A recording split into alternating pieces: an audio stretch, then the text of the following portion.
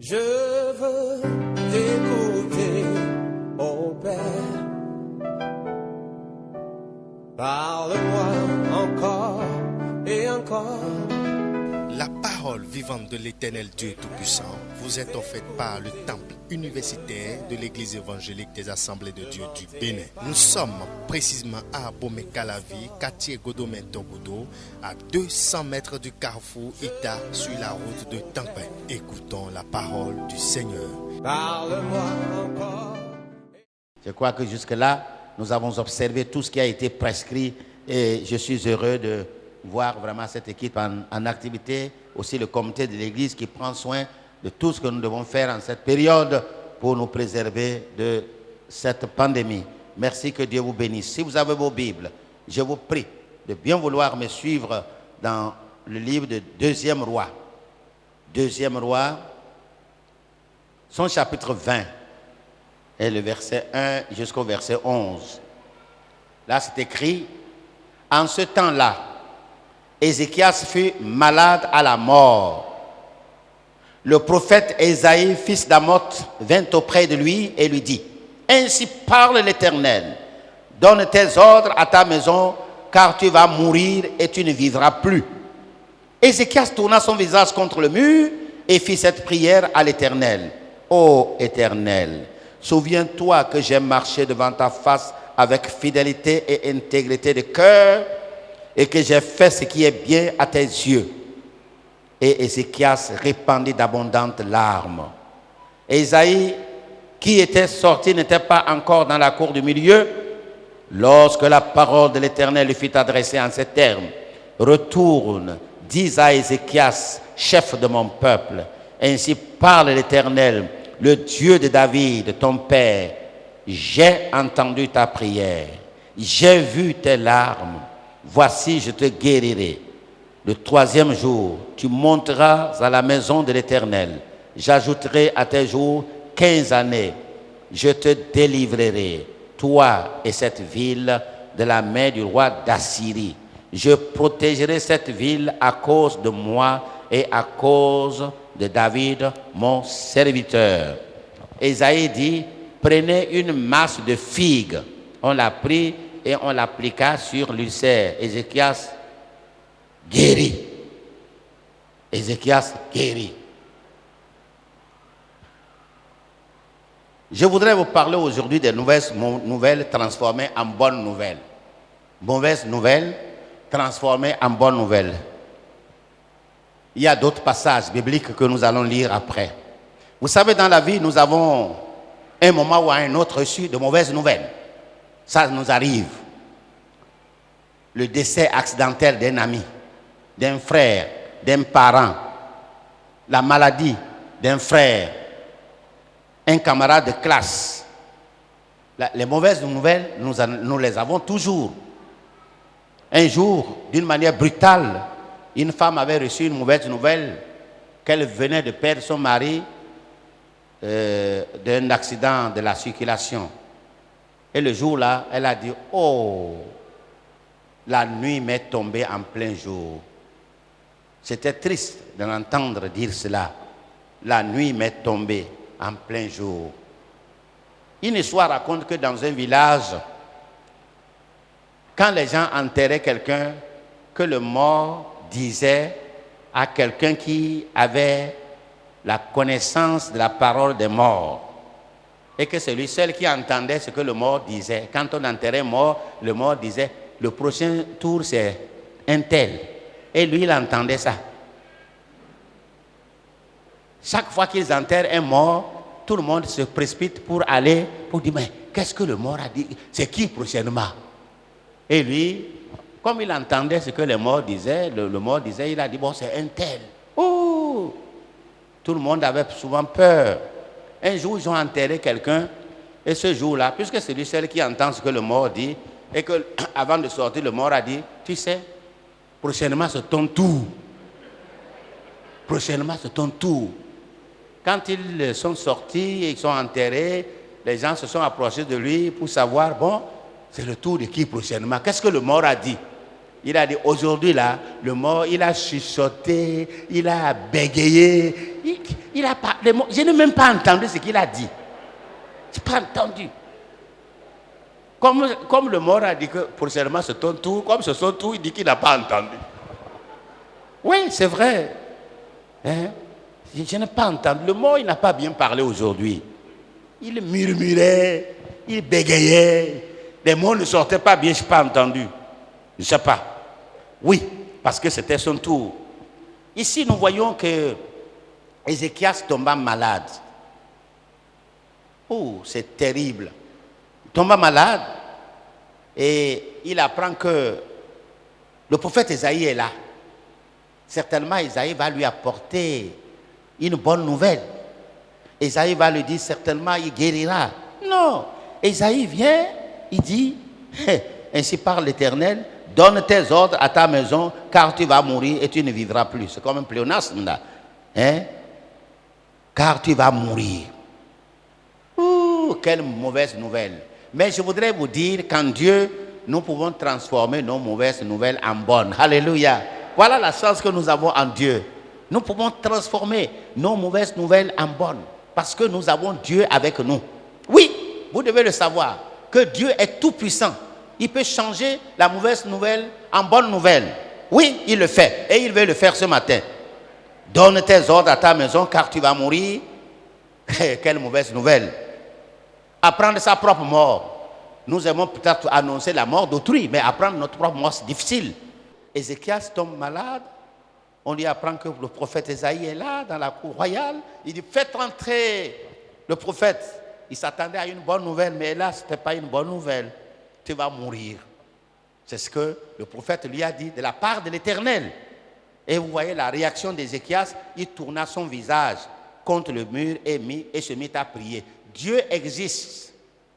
Dieu est présent, Dieu est immortel, Dieu, il est là. Ézéchias savait bien cela. Il a tourné son visage contre le mur et il s'est mis à prier. Et la Bible nous dit qu'il répandit d'abondantes larmes. Il a pleuré devant Dieu. Quand vous priez, vous croyez que Dieu n'écoute pas. Il écoute vos prières. Il connaît vos larmes. Il connaît vos nuits sans sommeil. Il connaît vos soucis. Il connaît tout. Dieu n'ignore rien. Il connaît tout. Et la réponse de Dieu ne se fit pas attendre ici. Ne s'est pas fait attendre. Dieu a répondu immédiatement. Ésaïe revint. Ésaïe n'était même pas encore à la cour intérieure. Il revint et Dieu lui a dit, va dire à mon serviteur, j'ai entendu ta prière. Je voudrais dire ce matin à quelqu'un qui est en souci, à quelqu'un qui a des problèmes, que Dieu dit qu'il a entendu tes prières. Alléluia! Quand Dieu déclare qu'il a entendu la prière de quelqu'un, quelque chose va se passer. Et je sais que Dieu écoute nos prières. Dieu entend nos prières. J'ai entendu ta prière. J'ai vu tes larmes. Le Seigneur connaît et il voit nos larmes nocturnes, nos larmes de chaque jour pour un problème donné. Il dit, j'ai vu tes larmes. Oh, alléluia. Ce n'est pas un roi qui a vu les larmes d'un roi, mais c'est Dieu qui a créé le ciel, qui a dit, j'ai vu tes larmes. Je te guérirai. Alléluia. Je te guérirai. Peut-être vous avez entendu la mauvaise nouvelle. Peut-être vous êtes allé voir votre docteur. Il vous a dit, frère, tu es malade. Frère, je pense que le mal qui t'a atteint, il est incurable. Oui, c'est difficile quand les docteurs nous le disent. Je me rappelle de quelqu'un qui nous disait à la conférence qu'il avait prié pour quelqu'un qui était en coma. Or, en coma, ils entendent souvent. Mais il a dit avant le coma que le malade disait, il a entendu les docteurs qui disaient, oh, c'est la fin de la vie de cet homme. Hein? Il a entendu ça. Mais quand le pasteur est venu prier, il a entendu ce que le pasteur a dit. Et cet homme vit encore. Alléluia. Notre Dieu change de mauvaises nouvelles en bonnes nouvelles. Peut-être vous avez entendu ce que votre docteur a dit. Votre docteur est un être humain. Il a dit la vérité. Mais il y a encore le docteur des docteurs qui n'a pas encore dit ce mot. Alléluia. Oui, il y a le docteur des docteurs. C'est pourquoi je voudrais dire à une femme qui peut-être n'a pas d'enfant, à un homme, à un couple qui souffre d'une manière ou d'une autre, à une personne qui a un problème donné, je voudrais te dire ce matin que le Seigneur a dit qu'il a entendu. Alléluia. Il a vu tes larmes. Il a entendu tes prières. Il a dit, je te guérirai. Quand le Seigneur dit, il te guérit, il va te guérir. Et non seulement ça, il a dit, j'ajouterai 15 années à ta vie. Peut-être le Seigneur veut ajouter quelque chose dans ta vie aujourd'hui. Le Seigneur veut faire un miracle. Je sais qu'en préparant ce message, le Seigneur a dit qu'il va faire un miracle dans ta vie. Qu'il va faire quelque chose dans ta vie. Ce qui te décourageait, tu vas transformer cette chose. Ce qui était une mauvaise nouvelle pour toi, tu vas transformer en bonne nouvelle à cause de ta prière. Dieu écoute les prières. La mauvaise nouvelle fut transformée en bonne nouvelle. Dieu détient tout, hein? Il a la vie, il a la mort dans ses mains. Il est vrai, il est bien vrai que le sort de tout le monde c'est la mort, mais Dieu tient la mort. Dieu tient la mort. Si Dieu dit la mort, tu ne touches pas cette personne, tu ne vas pas la toucher. Oui, la mort ne pourra pas toucher la personne. Dieu lui indiqua le médicament qu'il fallait prendre. Quel médicament? Prends une masse de figues. Vous voyez, une masse de figues, c'est une quantité donnée de fruits. Vous qui connaissez les figues, il faut prendre une quantité donnée et tu vas appliquer sur l'ulcère. C'est ce qu'ils ont dit. Dieu connaît le médicament qui va te guérir. Et je te dis, à partir d'aujourd'hui, à cette date, tu es guéri au nom de Jésus de Nazareth. Ton docteur va chercher le mal et il va dire, tu es guéri, mon frère. Alléluia. Car Dieu est vivant. Dieu écoute la prière de ses serviteurs. Chers frères et sœurs, Dieu peut te dire quelque chose aujourd'hui. Dieu peut dire quelque chose aujourd'hui et changer ce qu'il a dit parce qu'il est un Dieu compatissant, lent à la colère, riche en bonté. Il est près de nous. Il nous aime tellement qu'il n'aime pas nous voir dans la souffrance. Dieu lui indiqua ce qu'il fallait faire. Voyez, masse de figues. Dieu est capable de te guérir. C'est ce que je voudrais que tu saches aujourd'hui.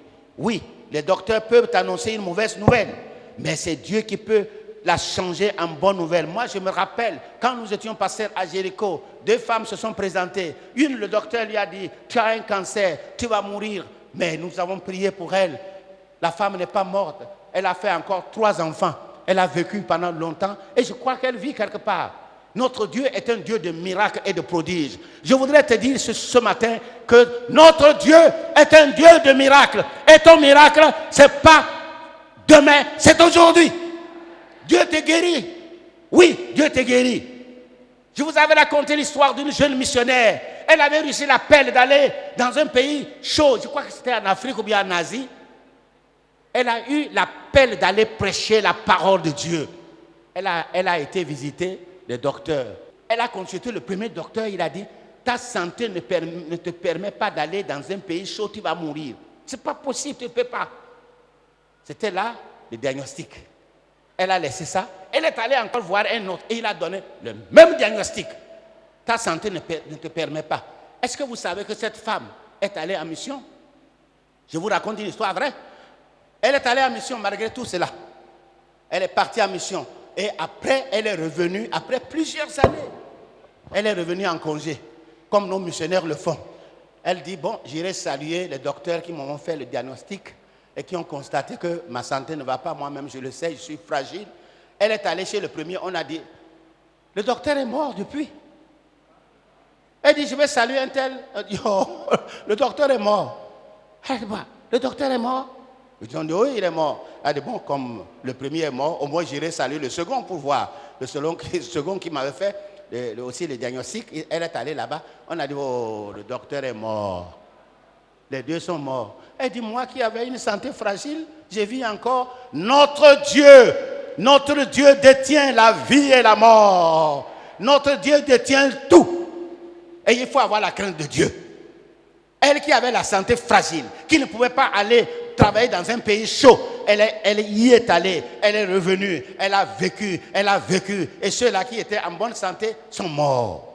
Mes chers amis, je voudrais te dire, peut-être c'est la première fois que tu es dans cette église, peut-être c'est pour la première fois que tu nous visites, mais je voudrais te dire que c'est une prophétie qui s'adresse à toi. Tu ne mourras pas, tu vivras et tu glorifieras le nom du Seigneur.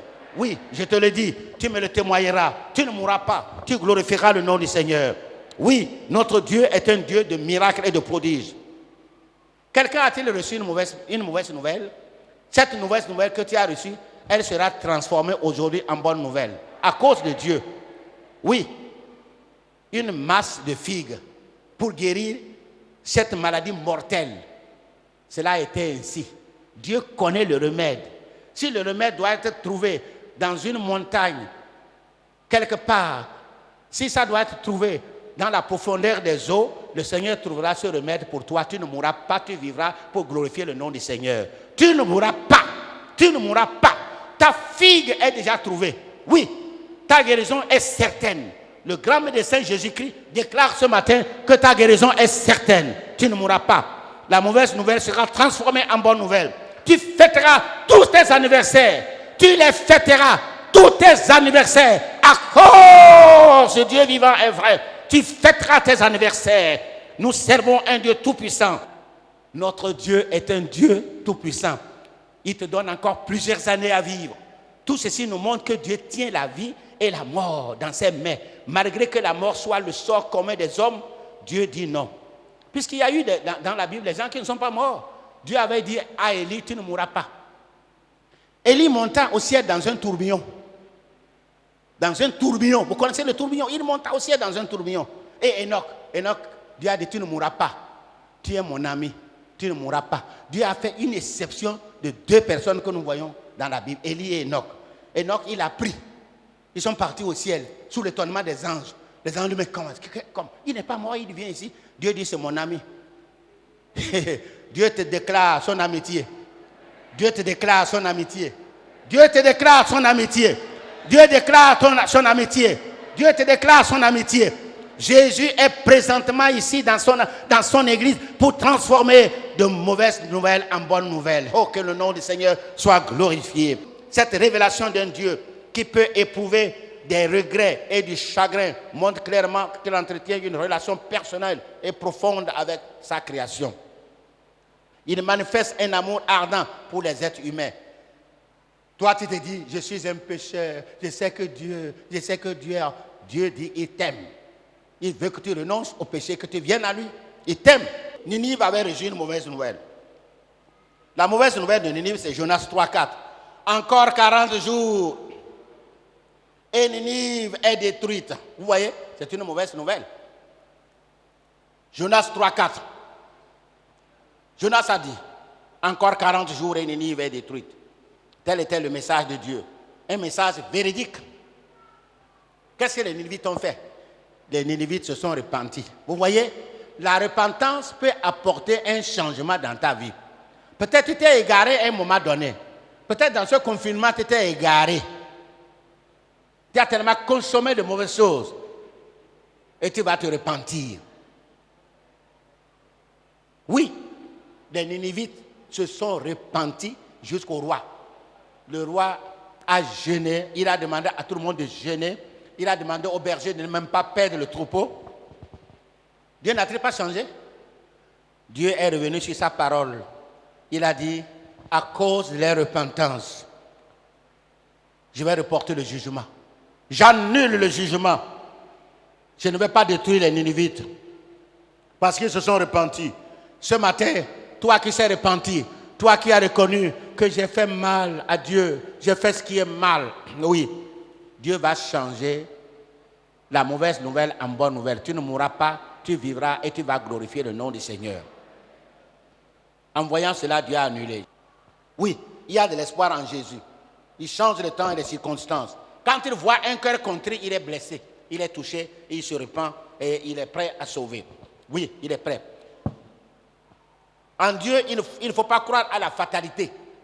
Non, il ne faut pas croire au sort. C'est mon sort, c'est ma destinée, c'est ma croix, je ne peux rien faire, c'est mon destin. Non. La mauvaise nouvelle sera transformée en joie à cause de Jésus. Parce que tu as mis pied dans la maison de l'Éternel, tu vas sortir d'ici avec une nouvelle perspective, avec une nouvelle ambition, avec une nouvelle joie, parce que ton avenir est assuré. Je voudrais te dire une chose. Tant que Dieu n'a pas fini de travailler dans ta vie, tu demeures immortel. La mort ne peut pas te prendre. Non, elle ne peut pas.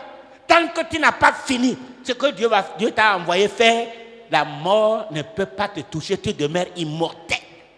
Tu demeures immortel. Dieu sauve. Ouais. Dieu sauve. Dieu guérit. Dieu prolonge la vie. Dieu donne la bénédiction. Dieu donne les richesses. Dieu donne les maisons. Dieu donne les enfants. Dieu donne la santé. Dieu donne le succès. Dieu donne la prospérité. Dieu donne la vie éternelle. Alléluia. Tu fêteras tes anniversaires. Tu entreras dans ta destinée parce que Dieu est vivant. Et Dieu qui est vivant, il te connaît par ton nom. Il n'a pas fini de travailler dans ta vie. Il te conduira sur des chantiers parce que c'est lui qui les a tracés. Alléluia. Oui, pour terminer, je voudrais vous mentionner ici l'histoire qui se trouve dans 1 Chronique, le chapitre 4, 9. 1 Chronique, le chapitre 4, 9 nous parle d'un certain Jabet. Les prédicateurs en ont parlé, prêché sur lui. 1 Chronique, le chapitre 4, le verset 9 à 10. Vous savez pourquoi il portait ce nom? Jabet, 1 Chronique, le chapitre 4, le verset 9 jusqu'à 10. Si Jabet a porté ce nom, c'est sa maman qui lui a donné ce nom. Sa maman lui a donné le nom souffrance, malheur. C'est ça qu'il portait. Et sa maman a dit, Jabet, tu sais pourquoi je t'ai donné ce nom? Tu sais pourquoi je t'ai donné ce nom-là? J'étais enfanté dans la douleur. J'ai failli mourir le jour de l'accouchement. Ça me fait mal de voir encore les femmes qui meurent en couche aujourd'hui. Oui. Les femmes veulent mettre un enfant au monde, elles meurent. Ça arrive. Elle a dit le jour de ton accouchement, j'ai failli mourir. C'est pourquoi quand j'étais accouché, je t'ai donné le nom malheur. Et Jabet a dit, c'est ça que je porte. Non, malheur. C'est ça que je porte. Je vais changer ce nom. Je vais changer ma destinée. Et vous savez que Jabet a changé sa destinée.